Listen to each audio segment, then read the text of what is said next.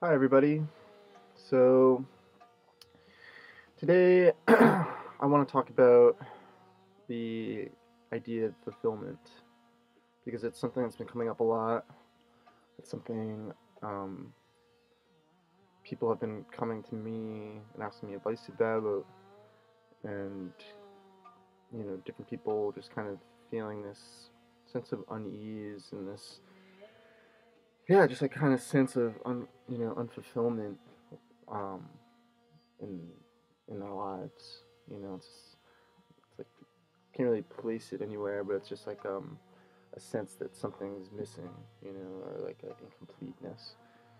Um, so I just want to kind of talk about this because I think I've talked about this in some of my other videos, but this all kind of begins with our approach to reality, how we're interpreting our reality and like our position in it, and whether or not we are viewing our reality as as like we're victims of these circumstances of external forces, or whether or not the world is a reflection of you know of where we're at inside ourselves, within us, our internal state. um, it's like a huge difference in perspective, um, because basically if you're approaching reality with the idea that you're going to find fulfillment through something externally in the physical reality, um, then you're just kind of setting yourself up for suffering, and it's going to be it just kind of any any ex any external thing that you are or condition that you're putting upon your fulfillment is going to only be temporarily fulfilling, because you the external is only temporary. So what people are really um, in their heart of hearts yearning for is a fulfillment that lasts, a fulfillment that is you know, that stays. But there's nothing there's nothing in your reality that comes to you that stays. Anything that comes to you in your reality will also go. That's the external. That's the world. That's the Maya, the illusion. It's all the changing, the changefulness. This constant flowing by. Um, so any kind of like achievement or success or this notion of fulfillment that is rooted in that illusory uh, in the world is going to be fleeting and ultimately unfulfilling, um, because it's not lasting. So any of these desires that we have for something out there, we have to really examine that, because really, we think that like in order to find fulfillment, we have to achieve our desires. That's what that sense of unease is. It's like you know, we want. There's something we want. We're not. It's not enough. Right now is not enough. This is what the mind is telling us. So I think it's important to realize that this is all in the mind. This is the mind's game. And the mind itself is a part of the world. It's a part of the changefulness. It's not who you are. You're observing this. The changefulness is within the unchanging field of your awareness. Um, so we're desiring, or we're witnessing these desires, but we're identifying with these desires of this. And so, you know, we think that if we can get that, whatever that is, that's out there, um, but then we'll find fulfillment. But does that? I mean, from your experience, does that ever work? Are you ever? Does that? Is that ever? does that bring you lasting fulfillment? It never does. I mean, getting your desires only, it kind of only fuels the flame, so to speak, of desire. So desire just breeds more desire. So we don't, you know, in our heart of hearts, we actually don't. It's not that we want to achieve our desires. We want to not desire. We don't want. We want to not want anymore. You know, not everybody realizes that. They think that they can, they like cross off all the things on their list of desires, you know, that will eventually get them there. But you know, like things will just keep coming up and coming up, and um, and another thing to realize is that a lot of these desires we don't even really examine and like get at the root of them, because every desire has kind of a root to it, you know, where we think we want one thing, but at the heart of it, we really want something else, you know? Like we think we want money, but money's just like this abstract idea. It's not even real, you know? So like we think we want money, but what we really want is like security, or, I mean, a lot security is kind of at the heart of a lot of desires. You know, we think we want a relationship, but what we really want is security. Um, and then you get even deeper, and like we think we want security, but what we really want is this lasting fulfillment. Um, so basically, what I'm trying to get at is that this lasting fulfillment isn't going to come from the the fleeting, from the ephemeral, from the world, from the illusion. You're not going to find it there. Um, and anything you do find there is just going to be a reflection of that, and it's going to be uh, uh, it's just going to be an ephemeral fulfillment. Um, so this lasting fulfillment is found. I mean, it's not even really found because it's here right now, but it's in the unchanging. It's in the being, the within, the beingness, the constantness. Um, but many people have misidentified, and so they've kind of identified with the mind and the changefulness, and they've completely forgotten their divine still center of that is beyond duality, that is beyond good or evil or good or bad. It's all embracing. It's like that's the nature of the heart. The heart is all embracing. It doesn't push anything away. It's just this expansive spaciousness, like, but it's beyond even that. It's that in which all uh, things are perceived. Um, and so that's always there, just like the sun's always shining, whether there's clouds in front of it, or or the earth is passing in front of it. So that beingness, that still center, is always fulfilled, because beingness, its only desire is to be. So it is instantly fulfilled at in any moment.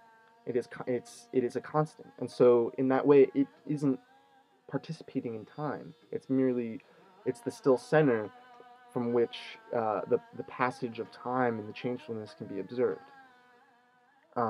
While it itself it's like a catalyst. A catalyst it creates all these changes, but it itself stays the same.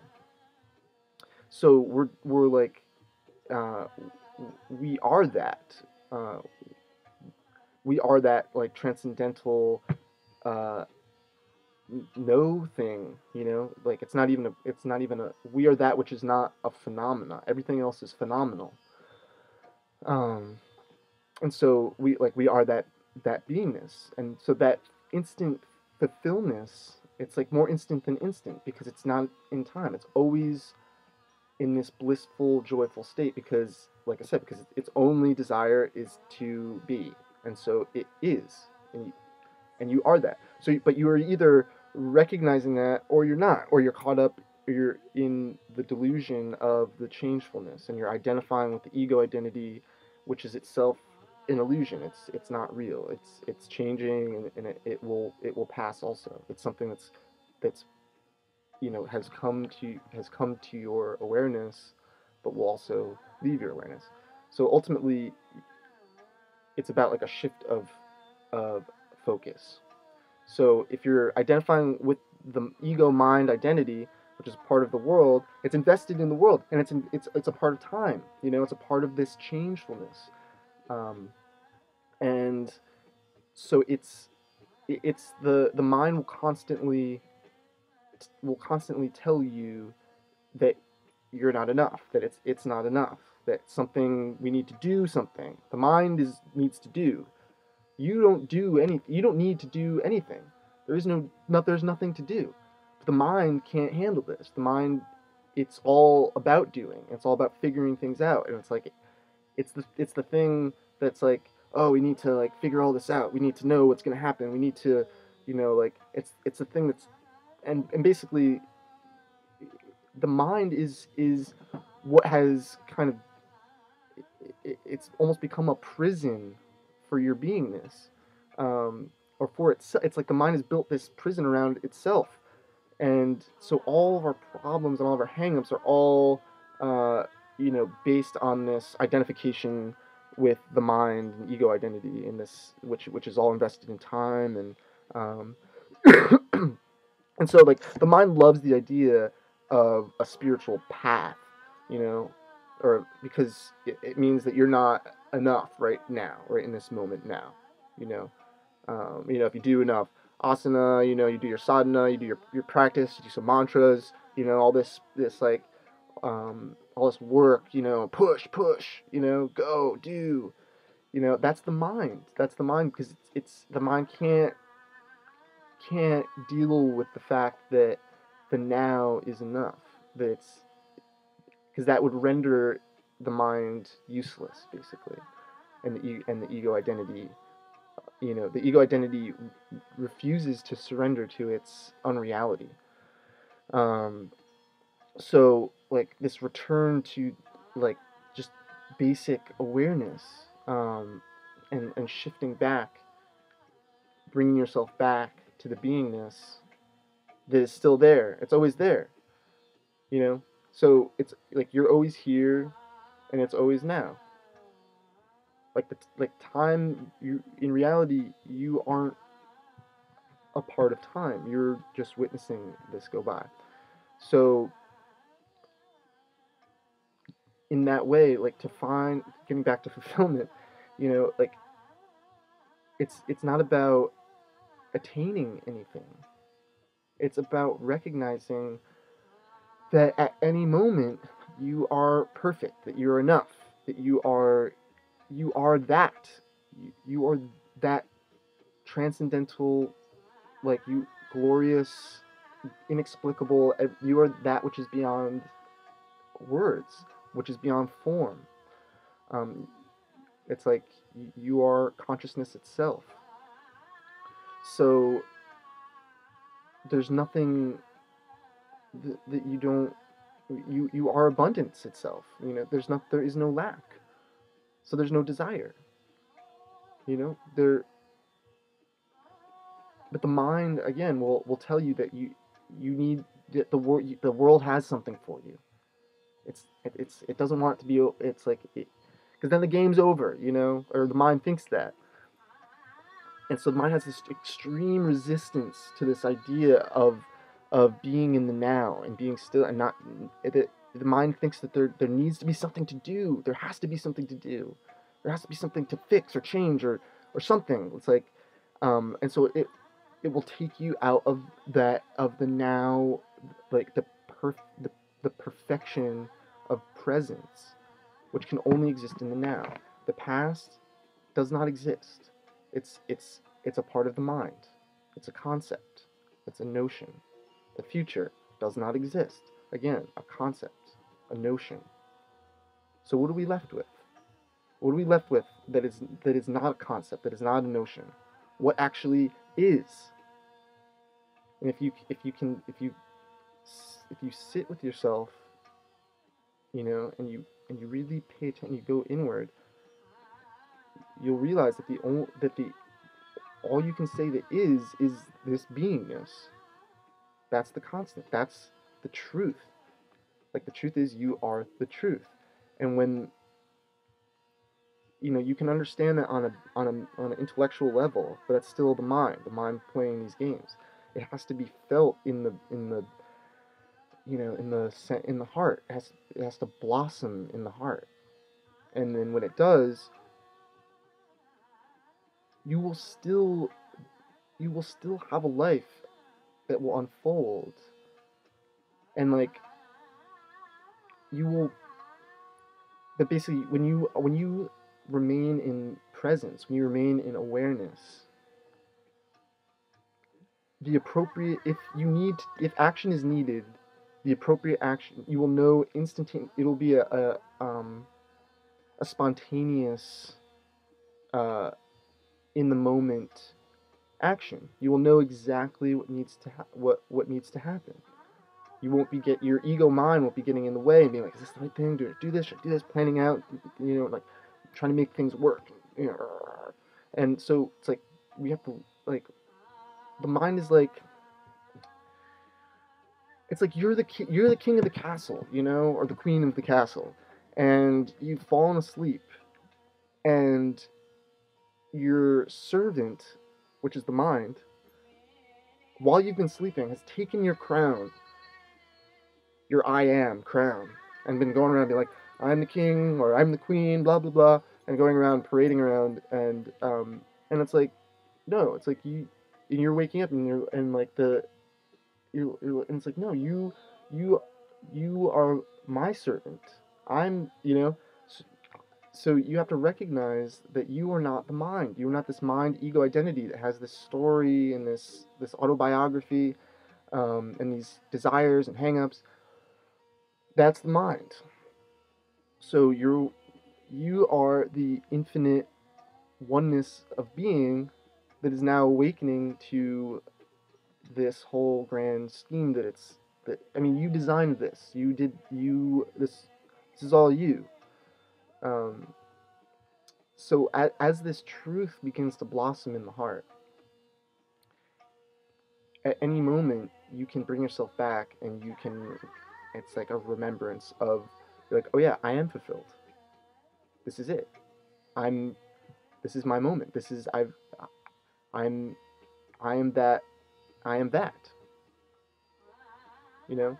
Um, it's just a continual return, and eventually, as you keep doing this, the tendencies of the ego mind identification begin to fall away. And you can a good way of telling is like is finding is observe is like really observing from that unchangefulness, the stillness. That the peace is still in the heart. The heart is, in truth, always at peace. And everything else is just noise on top of that. So if you can really quiet the noise, um, the distortions, the things, the mind being like, there needs to be something to do, blah blah blah, it's not enough, you let that, eventually that quiets, and there's this settling in, um, and this stillness, the stillness of being in the heart, um, and when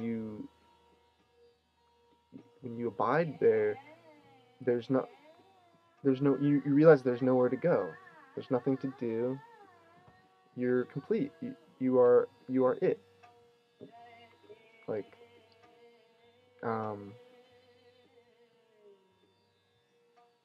yeah, you just, and you basically, you radiate that kind of peace,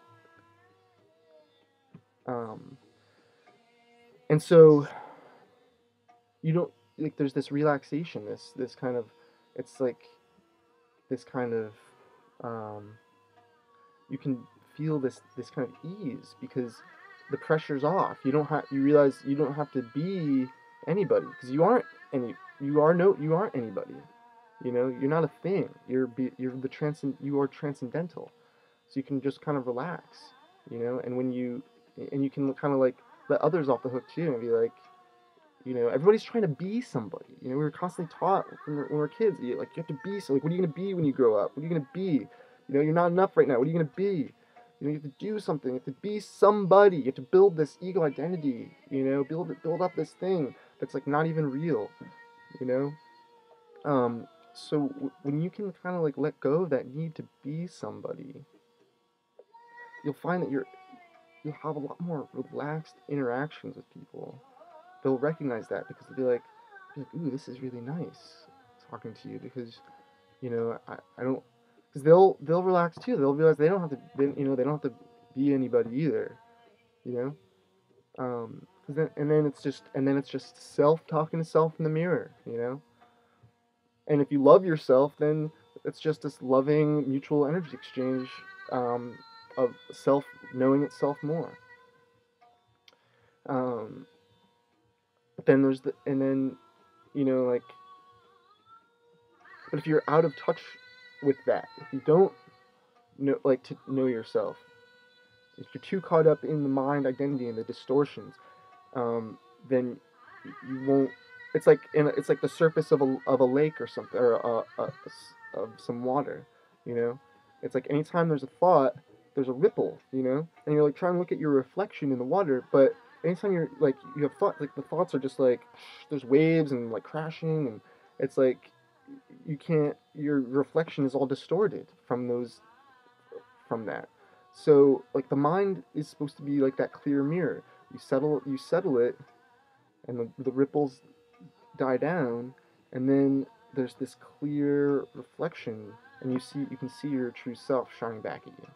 Um, so let's say that's you will see your you are already fulfilled at that moment, reflecting back at you. You'll see your true nature is instantly fulfilled because, like I said, being's only desire is to be, and so it's just instantly joyful because it's more instant than instant. It's not participating in the time drama. So I hope that was gave a little insight into the nature of fulfillment, and I wish you a glorious day. Namaste.